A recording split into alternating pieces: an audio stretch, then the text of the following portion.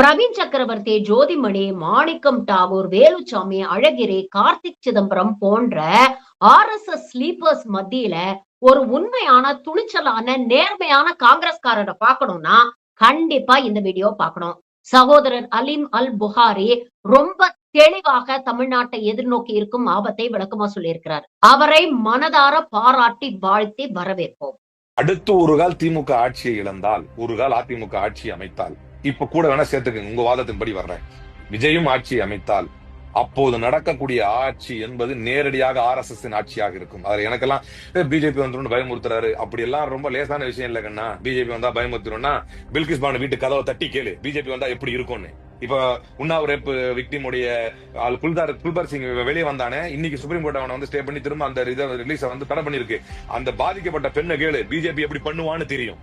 ஆட்சியில இருந்தான்னா அவன் அரெஸ்ட் பண்ணலன்ன போது யூபியில வந்து ஹைகோர்ட் என்ன சொல்லுச்சுன்னா, the UP government standard in this case would force the court to declare that law and order has collapsed in the state அப்படின்னு சொல்லிச்சு. அதுக்கப்புறம் தான் அரெஸ்டே பண்ணான். வண்டி ஏத்தி கொண்டானுங்களே விவசாயிகளை, அவங்கள போய் கேளுங்க, அந்த குடும்பத்திடம் கேளுங்க, பிஜேபி ஆட்சிங்கிறது நேரடியாக எப்படி இருக்கும். உமர் காலித கேளுங்க, அவன் சொல்லுவான் எப்படி இருக்கும் அப்படின்னு சொல்லி. அப்ப பிஜேபி வந்து பயமுறுத்தாதீங்கன்னா அவ்வளவு லேசான விஷயம் இல்ல அது. பாரதிய ஜனதா கட்சி வந்து நேரடியாக RSS ஆட்சி நடப்பது என்பது அவ்வளவு லேசான விஷயம் இல்ல. பாயிண்ட் பிளாக்ல வச்சு சிறையில இருந்து வர கைதிகளை கொண்டுருவான். இங்க எவனாவது கைது பண்ணி போட்டாலே கூன்னு கத்துறோம். அந்த அளவுக்கு இங்க மனித உரிமை வந்து மிச்சம் இருக்குது.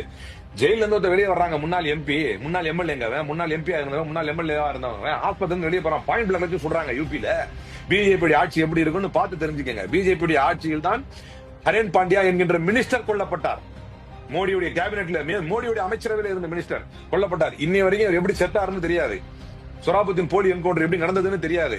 இஸ்ரத் ஜகான் என்கவுண்டர் யார் பண்ணான்னு தெரியாது. லோயாவை யார் கொண்டா, ஹூ கில்ட் ஜட்ஜ் லோயான்னு புக் எழுதி வச்சிருக்காங்க. இதெல்லாம் வந்து பூச்சாண்டி காட்டுறதுக்கு வந்து சாதாரண விஷயம் கிடையாது. நேரடியாக யார் பாதிக்கப்படுவார், எப்படிப்பட்ட கல்புர்கியை யார் கொண்டான்னு தெரியுமா, கௌரி லங்கேஷ் யார் கொண்டான்னு தெரியுமா, நரேந்திர தபோல்கர் யார் கொண்டான்னு தெரியுமா. ஆக்டிவிஸ்டாக இருந்தாலும், சிறுபான்மையினராக இருந்தாலும், பத்திரிகையாளர் இருந்தாலும், நடுநிலையாக இருந்தாலும், இன்னைக்கு ஏன் சஞ்சீவ் பாட் இன்ன வரைக்கும் ஜெயில இருக்கிறாங்க. அவங்க பிள்ளைங்க இப்ப வந்து போஸ்ட் போட்டுருக்காங்க, நீங்க இல்லாத 8வது பர்த்டேப்பா அப்படின்னு. சஞ்சீவ் பாட் ஏன் ஜெயில இருக்கிறான், ஒரு IPS ஆபீசர் தெரியுமா. டார்கர் ஏன் கொல்லப்பட்டான் தெரியுமா.